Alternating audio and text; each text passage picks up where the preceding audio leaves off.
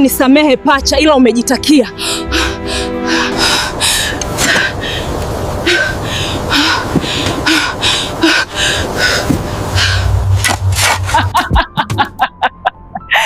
Pacha ni mmoja tu na ni mimi, na Daniel mume wake pia ni wangu. Usiku ulikuwa mzito ndani ya msitu wa mbali. Mwanamke mmoja alikuwa akichimba shimo kwa haraka huku akihema kwa nguvu. Mbele yake kulikuwa na mwili wa mwanamke mwingine aliyekuwa anafanana naye kabisa, nywele zile zile, uso ule ule. Walikuwa mapacha.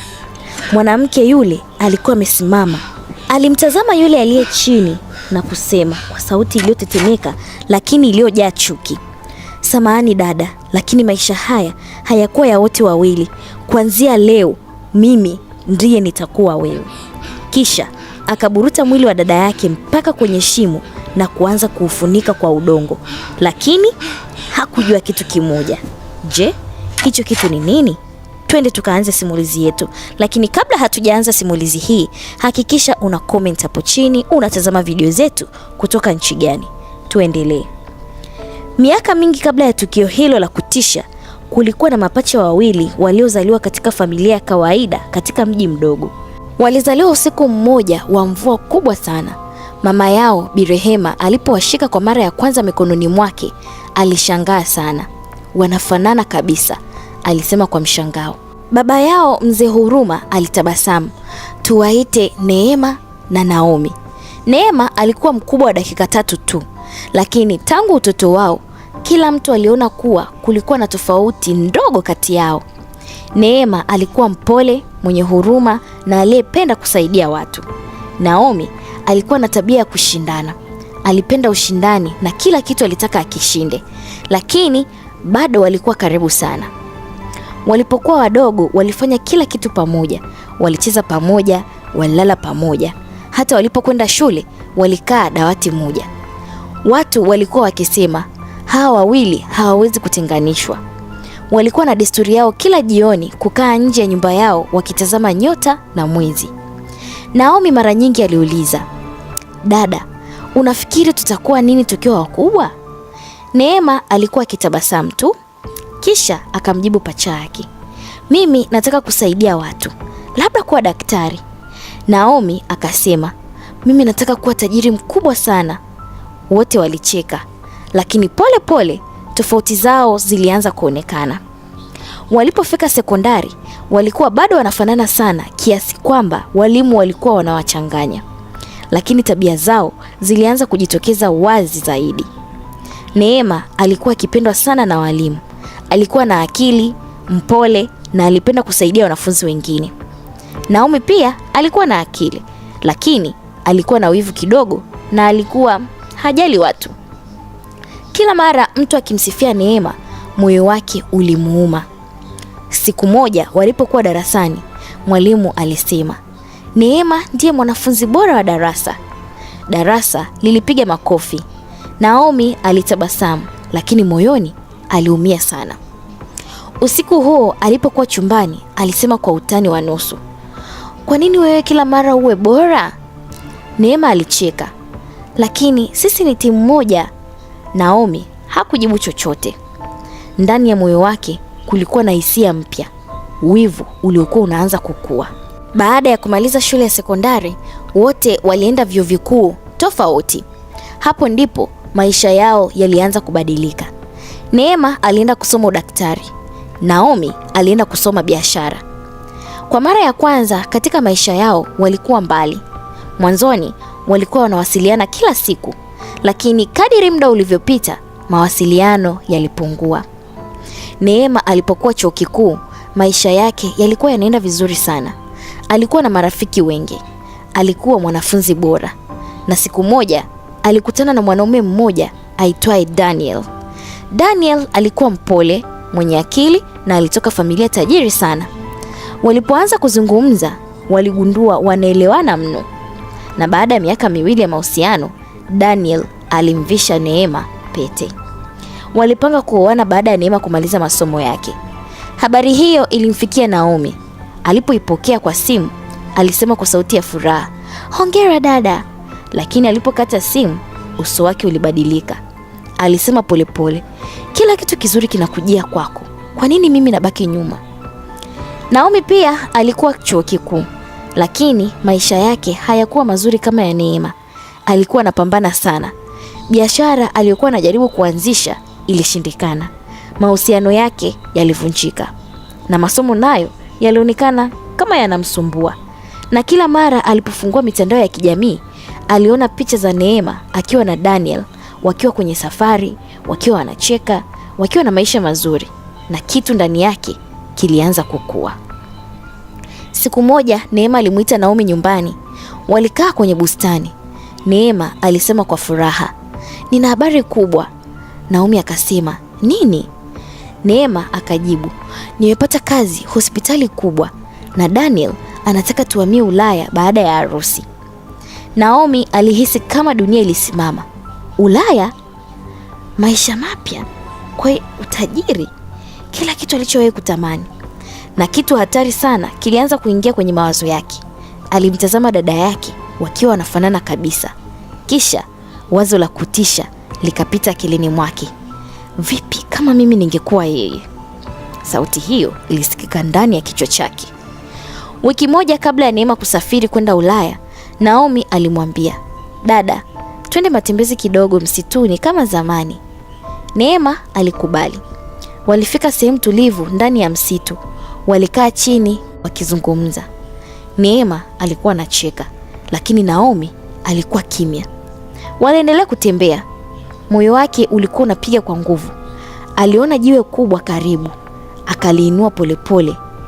Neema aligeuka kusema, Naomi. Ndani ya sekunde moja, jiwe kubwa lilimgonga kichwani. Neema alianguka chini, damu ikaanza kutoka. Naomi alitetemeka, lakini alijilazimisha. Alichimba shimo na kumzika dada yake. Kisha alisema kwa sauti baridi, kuanzia leo mimi ndiye Neema. Lakini nyuma ya miti kulikuwa na mtu aliyekuwa ameona tukio zima. Mzee mmoja aliyekuwa anakusanya mimea ya dawa. Alipomwona Naomi akiondoka, alikimbia hadi kwenye kaburi lile, na aliposikia pumzi ndogo kutoka chini ya udongo, alijua kitu kimoja. Msichana huyo bado alikuwa hai.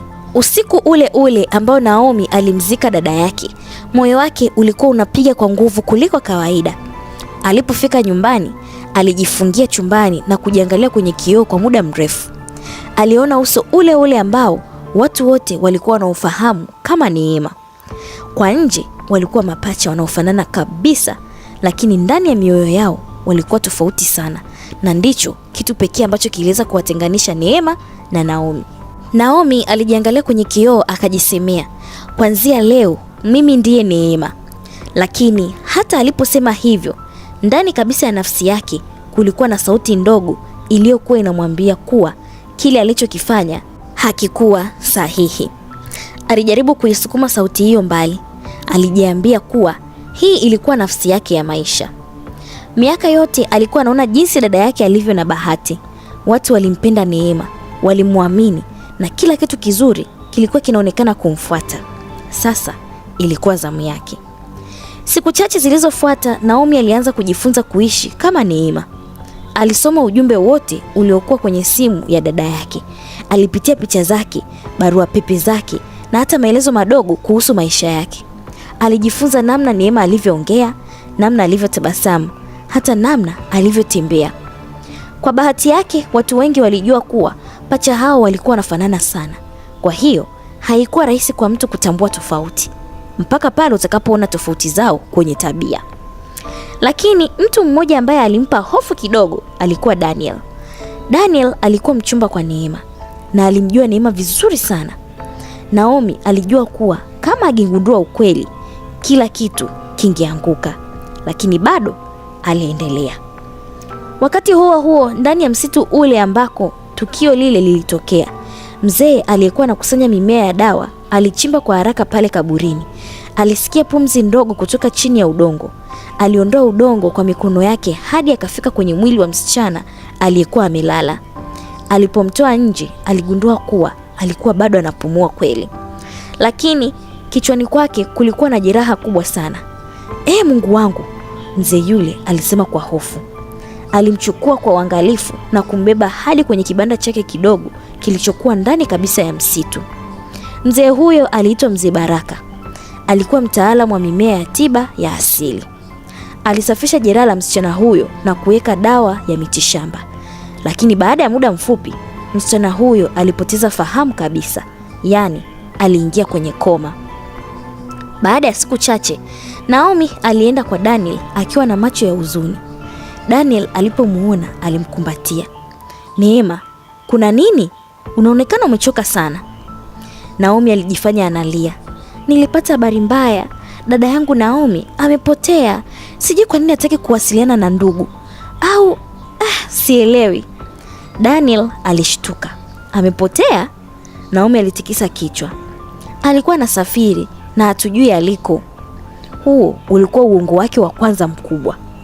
Kwa kusema hivyo, alihakikisha kuwa hakuna mtu atakayemtafuta tena Naomi. Na alitumia opportunity hiyo kwa sababu watu walijua Naomi alikuwa na maisha kujitegemea, na wengi waliamini huenda aliamua kuanza maisha mapya mahali pengine. Miezi michache baadaye, maandalizi ya harusi yaliendelea. Daniel alikuwa na furaha sana. Alimpenda Neema kwa moyo wake wote, lakini wakati mwingine aliona kama kuna kitu kidogo kilikuwa kimebadilika. Sauti yake ilikuwa tofauti kidogo, tabia yake ilikuwa tofauti kidogo. Lakini kila mara alipofikiria hivyo, Naomi alikuwa anajibu tayari. Labda ni kwa sababu nimechoka sana na kazi, au nimekuwa nikifikiria sana kuhusu dada yangu. Si unajua tena si ni mapacha, kwa hiyo kuna vitu lazima tutakuwa tunafanana. Daniel alimsamehe kila mara kwa sababu alimpenda sana. Na siku ya harusi ilifika. Kanisa lilikuwa limejaa watu. Naomi alivaa gauni jeupe zuri sana. Alipotembea kuelekea madhabahuni, watu wengi walikuwa wanatabasamu. Hakuna hata mmoja aliyedhani kuwa mwanamke huyo si Neema halisi. Na pale mbele ya mchungaji, Naomi alisema maneno yale ya ndoa. Ndiyo, nakubali. Na hivyo ndivyo alivyoiba maisha ya dada yake kabisa. Baada ya harusi ya Daniel na Neema wa mchongo, walisafiri kwenda Ulaya. Nyumba yao mpya ilikuwa kubwa na nzuri. Naomi alipoingia kwa mara ya kwanza, alihisi kama ndoto yake imetimia. Alitembea ndani ya nyumba hiyo akigusa kila kitu huku akicheka. Samani za gharama, dirisha kubwa, mandhari nzuri ya jiji. Alitabasamu. Hatimaye maisha haya ni yangu. Lakini hakujua kitu kimoja, kuwa kuna kitu ambacho hangeweza kukiiba. Hatima. Ndani ya kibanda cha Mzee Baraka, msichana aliyekuwa amelala kitandani bado hakuwa ameamka. Siku moja ikawa wiki ikawa mwezi, miezi miwili ilikaribia kupita. Mzee Baraka alikuwa anamwangalia kila siku. Alimpa dawa za mitishamba na kumtunza kama mtoto wake mwenyewe. Lakini hakujua hata jina lake. Alikuwa akisema tu, binti yangu, tafadhali amka. Lakini msichana huyo hakujibu, hakujigusa. Mpaka siku moja, kidole chake kilisogea kidogo. Macho yake yakafunguka pole pole. Lakini kulikuwa na tatizo moja. Alipojaribu kuzungumza, alisema kwa sauti dhaifu, Mimi ni nani? Mzee Baraka alishtuka. Aligundua kitu kibaya sana kilikuwa kimetokea. Alikuwa amepoteza kumbukumbu zake za nyuma. Kwa sababu hakujua jina lake wala mahali alipotoka, mzee yule alimpa jina jipya. Alimuita Amani. Amani aliishi na mzee huyo ndani ya msitu. Alijifunza kukusanya mimea ya dawa, alijifunza kupika chakula cha asili, na pole pole alianza kupona. Lakini mara nyingi alikuwa na ndoto za ajabu, ndoto za mwanamke aliyefanana naye, ndoto za jiwe kubwa, ndoto za damu. Lakini kila alipofikiria sana, kichwa chake kilianza kuuma. Kwa hiyo alijaribu kusahau. Wakati huo Ulaya, Naomi alianza kugundua kuwa maisha ya Neema hayakuwa rahisi kama alivyodhani. Daniel alikuwa mtu mzuri, lakini alikuwa na matarajio makubwa. Neema alikuwa daktari hodari, na sasa Naomi alitakiwa kuigiza kuwa yeye. Hospitalini watu walimtarajia kuwa alikuwa mjuzi mkubwa, lakini Naomi hakuwahi kusoma udaktari. Kama tunavyojua, alienda kusomea biashara. alijikuta akifanya makosa madogo kila siku, na kila siku hofu yake ilikuwa. Siku moja daktari mwenzake alimwambia, Neema, hujawahi kufanya makosa kama haya kabla. Naomi alitabasamu kwa wasiwasi. Labda nimechoka tu. Lakini moyoni mwake alijua ukweli. Alikuwa anaishi maisha ambayo hayakuwa ya kwake. Ndani ya msitu siku moja, Amani na mzee yule walikuwa wameenda pamoja kukusanya mimea. Walikuwa wakipita chini ya mti mkubwa sana. Ghafla upepo mkali ulivuma. Tunda kubwa lilianguka kutoka juu ya mti, likampiga Neema kichwani. Alishtuka na kuanguka chini, na ghafla picha zilianza kurudi kichwani mwake. Jiwe, msitu, uso wa mwanamke aliyefanana naye, na sauti ikasema, kuanzia leo mimi ndiye wewe. Amani alishika kichwa chake, macho yake yakapanuka, kisha akasema kwa sauti ya hofu, Naomi. Mzee Baraka alishtuka. Umesema nini? Macho ya msichana huyo yakajaa machozi. Sasa nakumbuka. Na hapo ndipo ukweli wote ulianza kurudi, na kisasi kilianza kuzaliwa. Mzee Baraka aliyekuwa amesimama karibu naye alimwangalia kwa mshangao. Unakumbuka chochote?